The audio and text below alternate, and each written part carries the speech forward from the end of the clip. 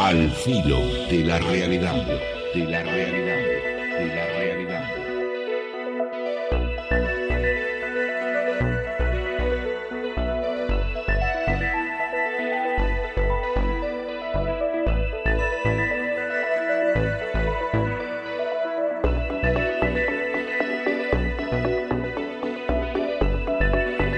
¿Qué tal, amigos? ¿Cómo les va? Les habla Gustavo Fernández en una nueva oportunidad para caminar aquí juntos, como hacemos semana a semana, al filo de la realidad, con todas las novedades en el campo de la investigación del fenómeno OVNI, el enigma de los fenómenos extrasensoriales, los misterios de las civilizaciones desaparecidas, con todo el aporte temático de la gente del Centro de Armonización Integral.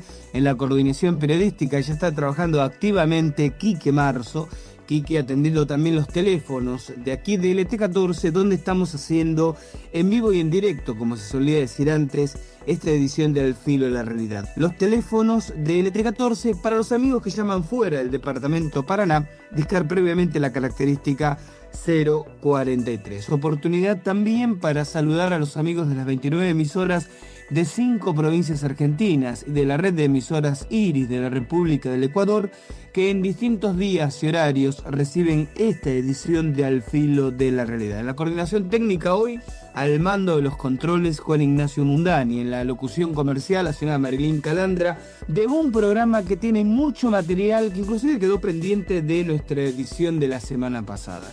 Llamadas telefónicas de oyentes que vamos a responder, temas dominantes en la semana, temas que tienen que ver con los que, con toda esta temática alternativa, con todo este realismo fantástico que nos apasiona a ustedes y a nosotros.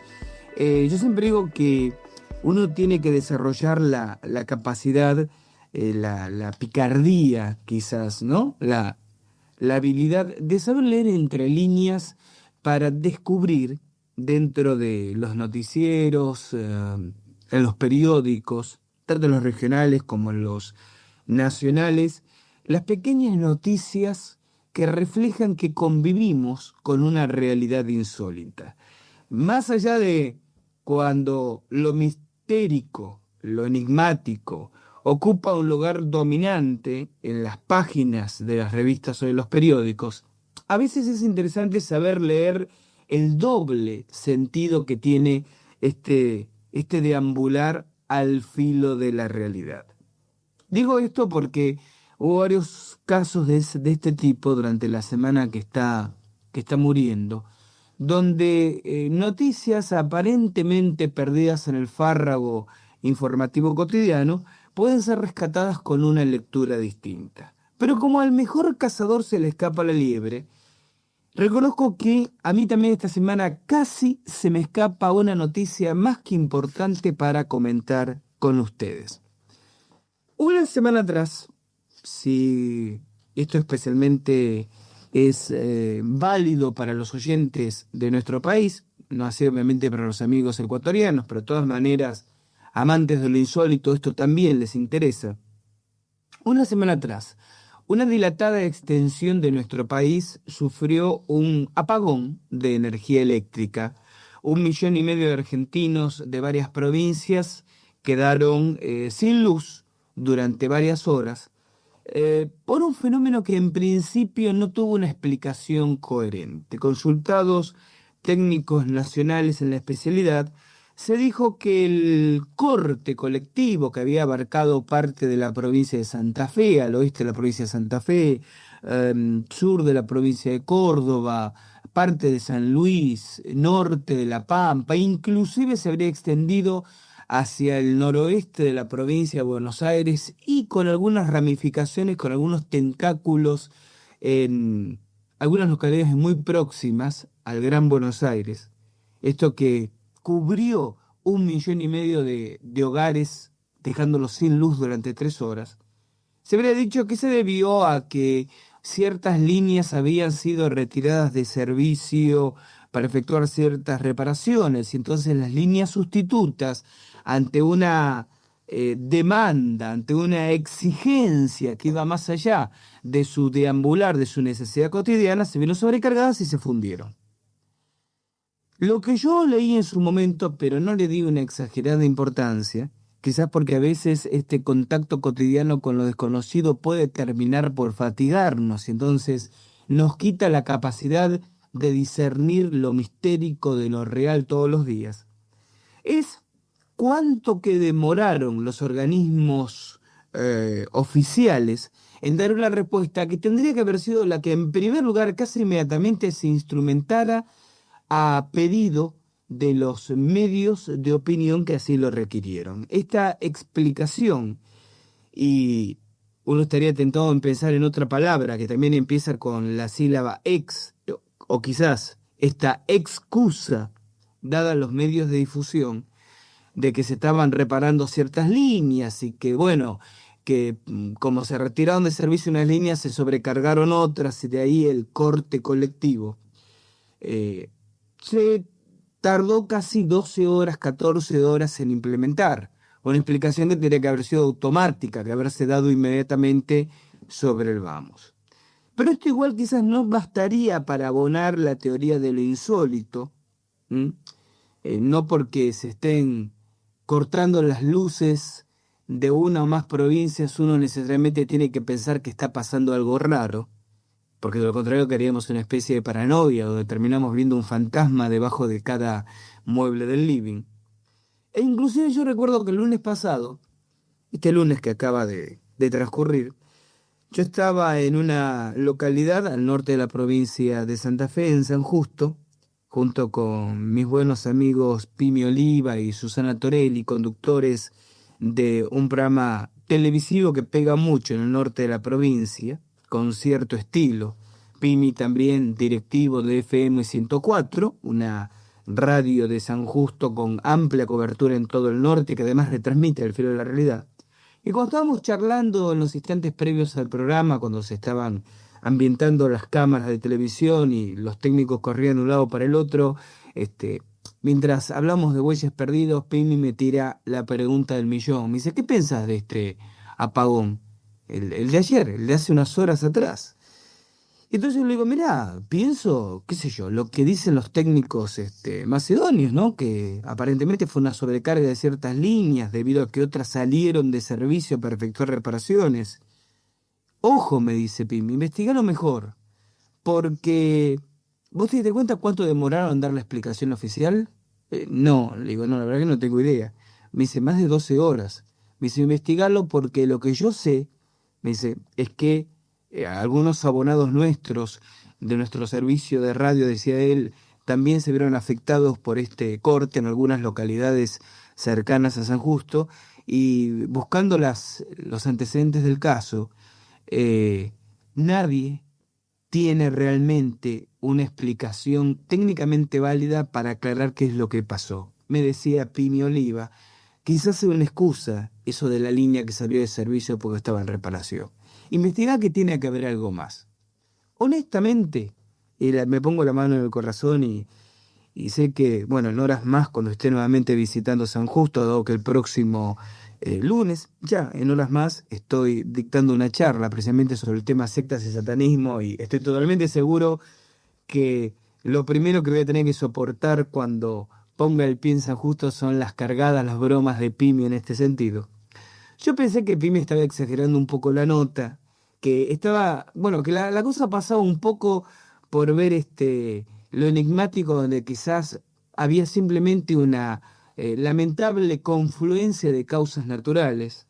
Yo, cuando Pimi me hace ese comentario, le dije, ¿qué estás tratando de encontrar? Platitos voladores. Le digo, vos te estás acordando de aquel famoso apagón que hubo en Estados Unidos el 18 de septiembre de 1965, cuando 8 estados norteamericanos y 3 canadienses y un total de 30 millones de personas quedaron durante toda una noche absolutamente oscuras. En principio porque empezaron a saltar en cadena, comenzando en una localidad llamada Syracuse y siguiendo en cadena por 11 estados, como les contaba anteriormente, una serie de relés, mientras al paso de ovnis, sucesivamente las ciudades iban quedando sin energía eléctrica. Hecho que ocurrió, hecho del año 65, que nunca se explicó en términos convencionales y que aparentemente está más vinculado a lo ovnilógico, al famoso efecto electromagnético provocado por los ovnis. Tanto es así que a partir de entonces esta correspondencia entre las caídas violentas de tensión eléctrica y las apariciones de ovnis se ha transformado, yo estaría tentado a decir, una especie de clásico de la ovnilogía. La propia película Encuentros Cercanos, la película tan popular de Steven Spielberg, hace especial hincapié en este punto, cuando establece un parangón, un paralelismo entre el sobrevuelo de una flotilla de ovnis en una localidad del oeste norteamericano y cómo esta localidad y las vecinas se van quedando progresivamente sin luz. Este apagón del año 65 fue tan famoso que inclusive dio pie a una conocida película, ¿no? Hollywood produjo un film llamado ¿Qué hiciste cuando se cortó la luz? Creo que trabajaba Kim Novak, Charlton Heston, bueno, y varias, Tony Curtis, si no me equivoco. Y yo le decía a Pime Oliva, bueno, ¿qué estás tratando de ver ahora algún tipo de relación en ese sentido? Le digo, Pime, no apareció ningún plato volador. Esto tiene que tener una explicación conociendo el deficiente estado del sistema eléctrico nacional. Esto puede tener mil explicaciones convencionales antes que presuponer la aparición de algún marcianito que anda chupando la energía eléctrica por ahí. Pero al mejor cazador se le escapa la liebre, yo les comentaba, ¿no?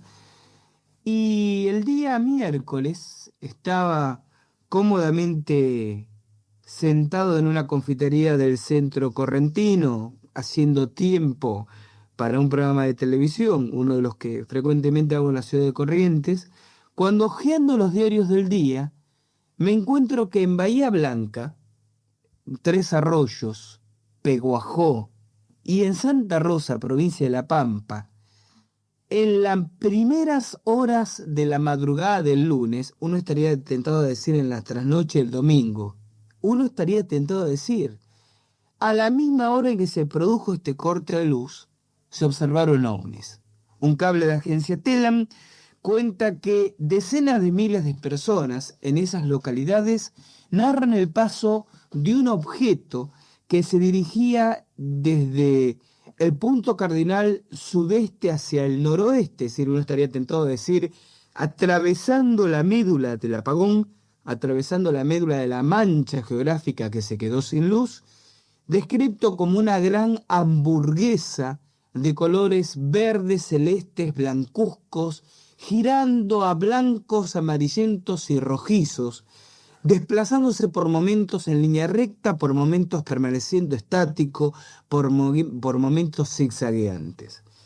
La torre de control del aeropuerto Comandante Tomás Espora, de la base aeronaval Punta Indio, en las afueras de Bahía Blanca, informa que ningún vuelo se encontraba en ese momento dentro del radio de rastreo del radar, y ratifica la presencia en las pantallas de radar de un objeto volador de origen desconocido, de un objeto volador no identificado, que luego comienza a acelerar, se pierde sobre los cielos de La Pampa, y carezco hasta el día de hoy de información si en otras provincias del oeste o del noroeste se lo volvió a observar. El hecho real, el hecho puntual es este. Simultáneamente al apagón que dejó sin luz a 1,5 millones de hogares de nuestro país, un ovni, ratificada su presencia, manifestada su presencia, no por un grupo de personas que quizás estarían un poco pasaditas de copas, no por algún camionero aburrido que quería contar alguna anécdota al llegar al pueblo a descansar, sino por decenas de miles de personas, los medios públicos de información y especialmente los técnicos calificados de la base Comandante Tomás Espora, ratifican el paso de un objeto no identificado, y uno estaría casi jugado a decir una presunta nave extraterrestre por los cielos de nuestro país. A mí me pasó aquello de que al comentario de Pimi, que tendría que haber alertado mis neuronas y haberme empujado a investigar, me llevó a decir, pero no busquemos marciano donde no los hay, aquí no pasa nada, y realmente esta semana pasó algo que merecería un espacio predominante en los programas periodísticos, en el espacio de los investigadores, si no fuera que el tema ovni tiene muy mala prensa de un tiempo a esta parte, si no fuera que la gente tanto se acostumbró a los platos voladores que hoy en día parece que la aparición de un ovni no merece importancia, y tanto es así que una observación, yo estaría tentado a decir multitudinaria, como la de la trasnoche del domingo, madrugada del lunes, apenas ocupó un pedacito de página en las páginas más perdidas de los periódicos nacionales. Si esto hubiera pasado 15 años atrás, hubiera sido primera página de los diarios de todo el país.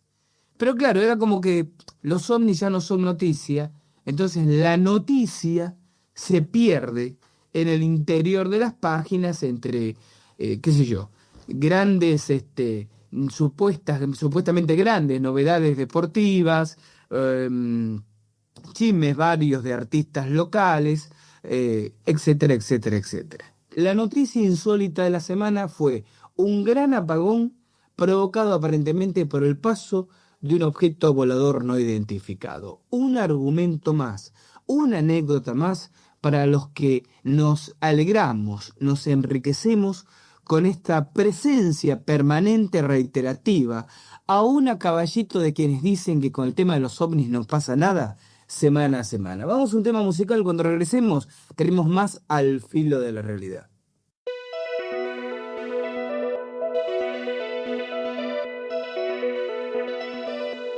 Al filo de la realidad, de la realidad, de la realidad.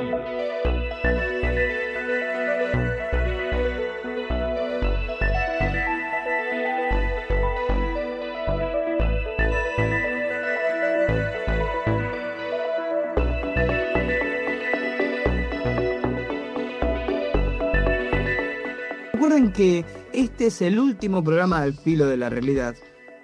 No se asuste, aunque algunos se van a poner contentos. No es el último programa, es el último programa en vivo durante 3 semanas aproximadamente, que pues ya me voy. En esta semana me voy a Catamarca, recuerden ustedes. Bueno, ¿para qué les voy a contar toda la historia de Catamarca? Ya se las conté bastante, y además espero tener que hablar mucho de Catamarca cuando vuelva, ¿no? Porque de pronto sería un poco aburrido tener que volver a decirles, no encontré nada. Sí, me tuve 3 semanas pudriéndome en medio de la montaña, todo muy lindo, ¿vio? Saqué un montón de fotitos, pero no encontré nada. Lo lindo es cuando vuelva y les cuente qué es lo que encontré. Pero ustedes durante estos próximos domingos van a seguir teniendo en el aire material de Al Filo de la Realidad.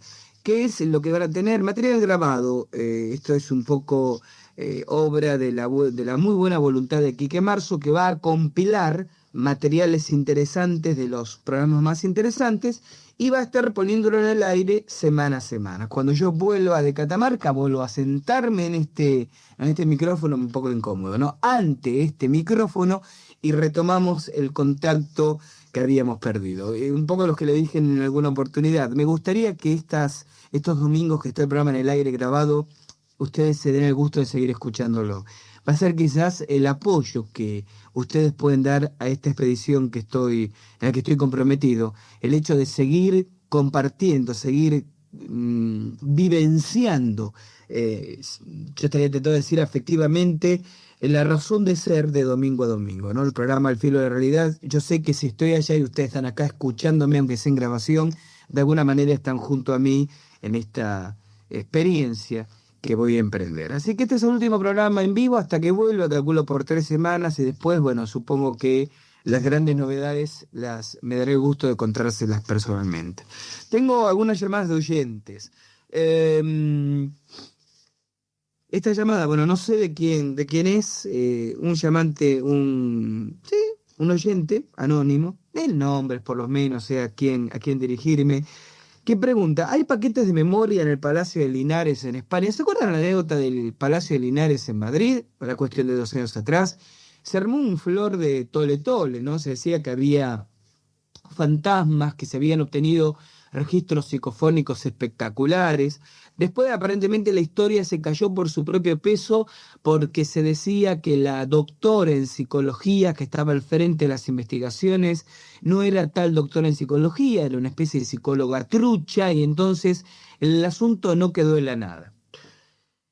¿Qué pasó en el Palacio de Linares? Yo tengo la íntima convicción a partir del material que estuve leyendo de que realmente hubo grabaciones psicofónicas válidas en el Palacio de Linares en Madrid, que realmente hubo paquetes de memoria en el Palacio de Linares. No sé si la historia es textualmente tal cual la reconstruyen algunos médiums y sensitivos que visitaron el lugar.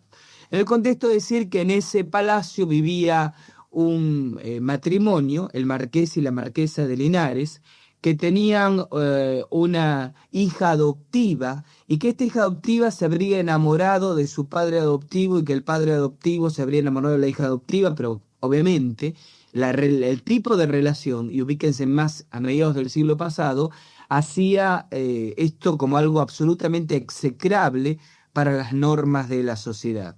Entonces este amorío se llevó adelante en la clandestinidad, la chica quedó embarazada, le endosaron la responsabilidad de la paternidad a un peón, a un sirviente del, del palacio, y a este muchacho se lo obliga a casarse compulsivamente con esta chica y mantener una gran pantalla para que el marqués y su hija adoptiva pudieran seguir teniendo una especie de relación clandestina. Y que lo que aparecía en las grabaciones, esto es lo que se dijo en su momento, era la voz de la hija que habría nacido de esta unión irregular, que había muerto muy chiquitita, muy jovencita, reclamándole al padre la admisión pública de su paternidad. Yo he escuchado algunas psicofonías, he leído los testimonios, he visto las fotografías que se tomaron en el Palacio de Linares y realmente creo que algo hubo. Es decir, que el fenómeno del paquete de memoria se hizo presente en el Palacio de Linares.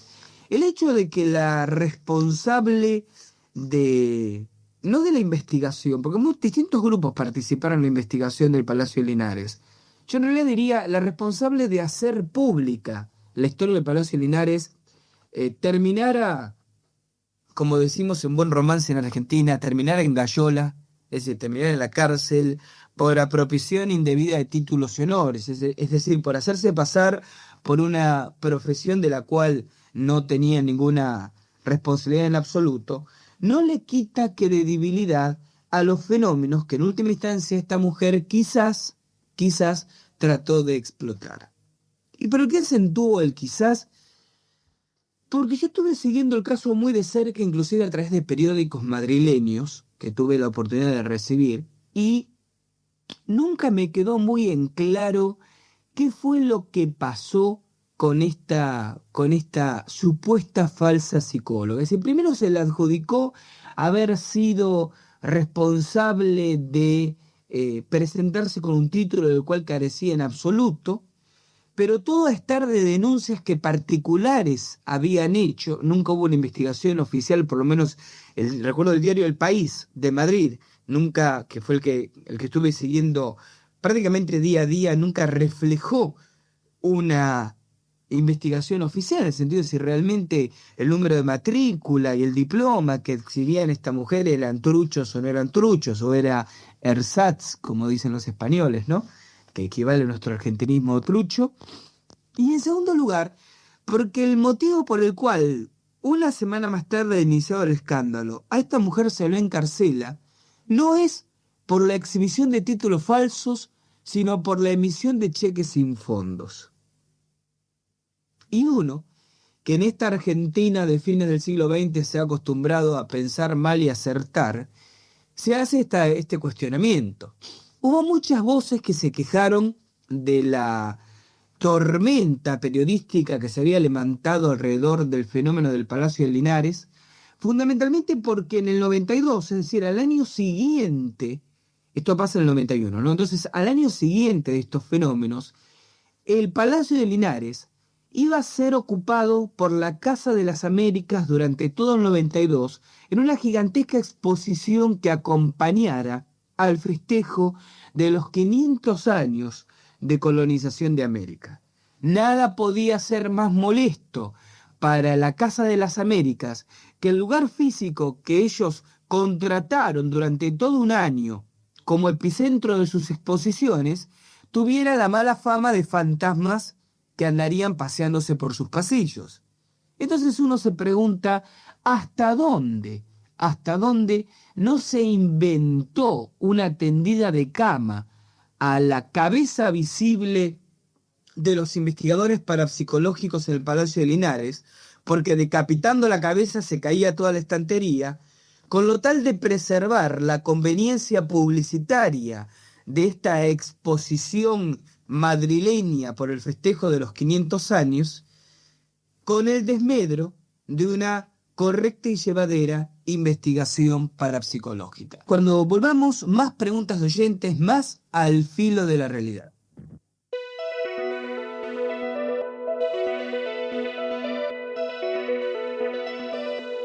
Al filo de la realidad, de la realidad, de la realidad.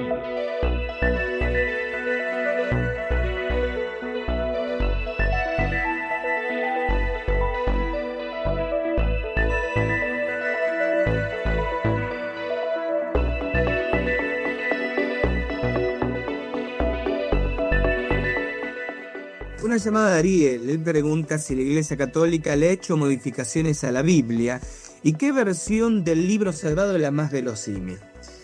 Ariel, seguramente tu pregunta tiene que ver con la entrevista que el domingo pasado le hicimos al licenciado Augusto Alegro, donde de pronto nos tomábamos la libertad.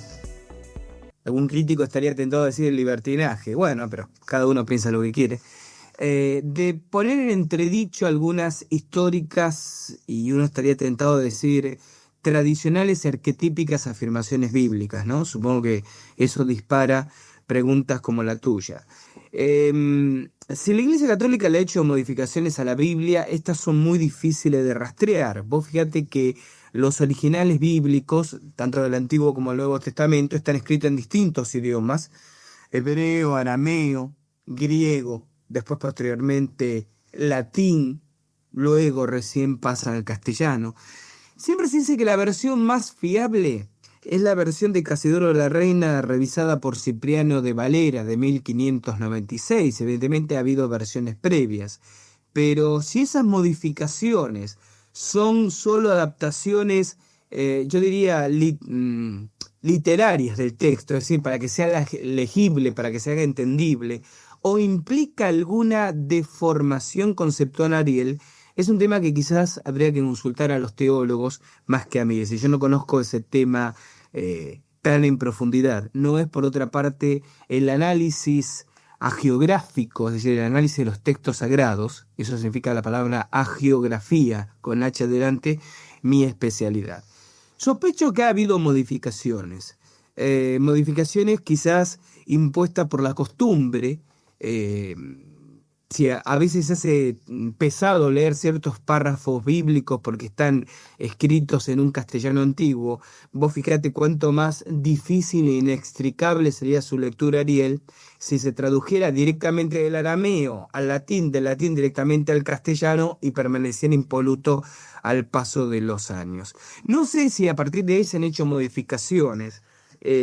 Pienso que quizás no ha habido modificaciones de contenido en el sentido de querer cambiar sentidos, porque si así hubiera sido, se habrían obviado algunas de las grandes contradicciones que existen entre los distintos testamentos. Vos recordarás que yo mismo comentaba, Ariel, el domingo pasado, el hecho de que los 3 evangelistas que describe la vida de Jesús ubican a distintas horas del día la muerte de Jesús, y además dicen que las últimas palabras de Jesús son distintas en todos los casos. Uno de los evangelistas dice: Padre mío, ¿por qué me has abandonado? Otro dice: Padre, perdónalos porque no saben lo que hacen. Y otro de ellos dice, Padre mío, Dios mío, ¿por qué me has abandonado? Padre, perdónalos porque no saben lo que hacen. Y el tercero, si no me equivoco, dice, Padre, Padre, todo está hecho, todo está consumado. Entonces, si hay algo tan importante como el momento final de la vida de Jesús, hay diferencias de contexto, por lo menos, aunque el mensaje sea el mismo, hay diferencias de contexto, se guarda distintas memorias de las palabras finales de Jesús. Esto de alguna manera abona la presunción, Ariel, de que la Iglesia Católica respetó los textos evangélicos originales, porque si hubiera tratado de hacer modificaciones de contenido, más allá que de forma, habría cuidado de esos pequeños detalles. En cuanto a qué versión del libro sagrado es la más verosímil, yo sospecho que, como te decía anteriormente, la versión de Casidoro de la Reina, revisada por Cipriano de Valera.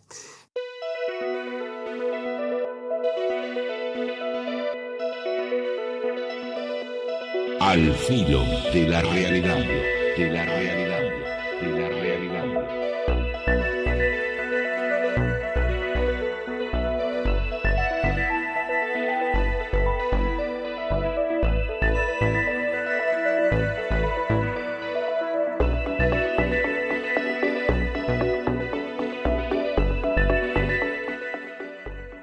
Nélida llama y pregunta si los metales sobre el plexo solar, es decir, sobre uno de los chakras energéticos, inciden positiva o negativamente o no afectan en nada. Es una muy buena pregunta, Nélida. Yo te diría que los metales sobre el chakra cardíaco o plexo solar, como vos muy bien lo definís, inciden negativamente o positivamente, depende de qué tipo de metal se trate, en relación a cuál es el estado energético de la persona. Recordemos que el chakra es una especie de relé, una especie de válvula de control del comportamiento bioenergético bioplasmático del sujeto. Cada uno de los 7 chakras regula el flujo de energía que afecta a determinada parte de nuestro organismo o de determinada parte de nuestra intelectualidad o emocionalidad. Y entonces, determinados metales pueden actuar estimulando el comportamiento de ese chakra o inhibiendo el comportamiento de ese chakra. Y pongo un ejemplo concreto. El plexo solar o chakra cardíaco regula, además del comportamiento orgánico del tórax, regula la afectividad del sujeto, la emocionalidad. La emocionalidad en un plano energético no es controlado por el chakra del entrecejo o tercer ojo, como habitualmente se lo conoce, chakra que sí controla la intelectualidad, la sexualidad. Ojo, dije la sexualidad, no la genitalidad. Porque uno piensa en la sexualidad y diría entonces, pero entonces, ¿cómo? ¿No es que la sexualidad la controla el chakra que está ubicado precisamente próximo a los órganos genitales, conocido como chakra o centro energético sacrococcigio? No, porque ese chakra controla la genitalidad. La sexualidad es una función de la mente, entonces es controlada por el chakra del entrecejo o tercer ojo. Chakra que también controla las funciones paranormales, parapsicológicas, pero la emocionalidad, la sensibilidad, los afectos, los sentimientos dependen del chakra cardíaco. Por eso los antiguos decían que el asiento de las emociones era el corazón.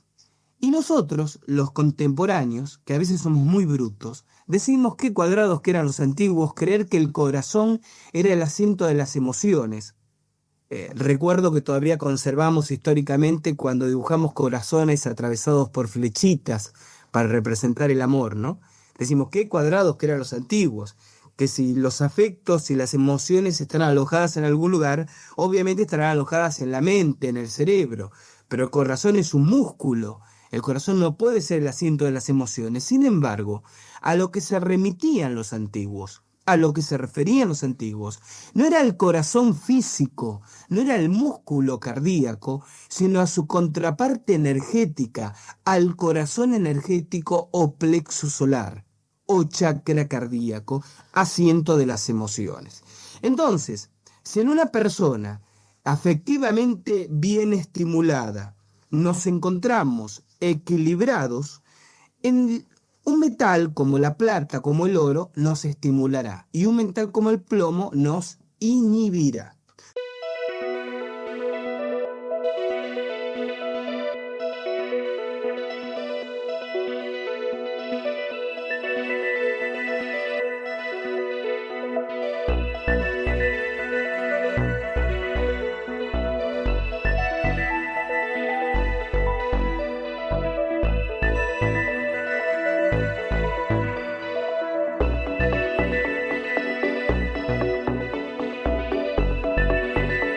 Al filo de la realidad. De la realidad.